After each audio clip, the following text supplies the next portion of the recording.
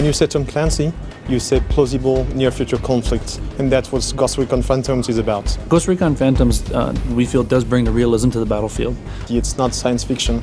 It's something that people could expect to really happen, and this is really what Clancy and Ghost Recon are about. In visual art, matching form with function makes something believable. That's what separates something that's modern from something sci-fi. Modern is something that we can relate to. When we say plausible near-future conflicts, we have to look at how the world is, and that's what we've been trying to do with Ghost Recon Phantoms. The world is no longer black and white, it's grey. We can see a blurring of the dichotomy between dark and light, good versus evil.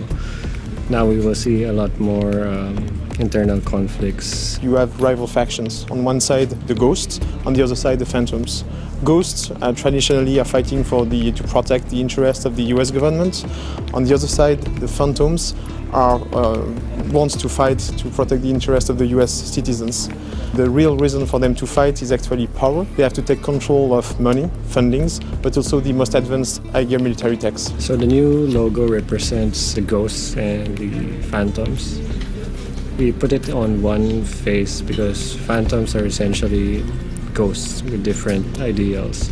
It's that gray area that we're trying to show. We try to encourage inspiration from multiple forms. I think, with an art team, as much as with a sound team, we don't want to limit them to their input. We want them out in the wild, I guess you could say. We don't stick to one source because the technology that we're tracking actually evolves so fast that first time we saw one piece of technology, it already evolved into a commercial version today. We have military consultants working for us to make sure that the degree of plausibility, especially on the weaponry and the technological aspect, is correct.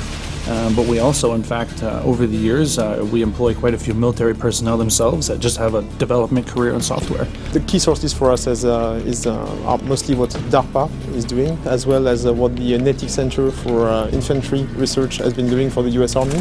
And from there we derive how something actually works, and then we extract that and simplify it into what we have now.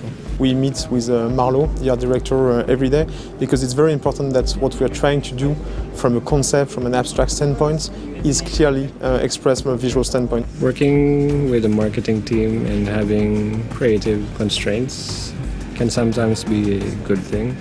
So having those type of constraints actually helps us to extract more ideas from our sources. I am passionate about military history and military technology in the game. I like realism in the game in this regard. I'm interested in how things work and how can you make it simpler and available to a wider audience. We have a little bit of adversity rested in the World Wars with the French. They gave the Americans their history, but we gave the French their freedom. Don't tell it to anybody, but the biggest issue that we have is core refactor is F French and don't want to acknowledge it.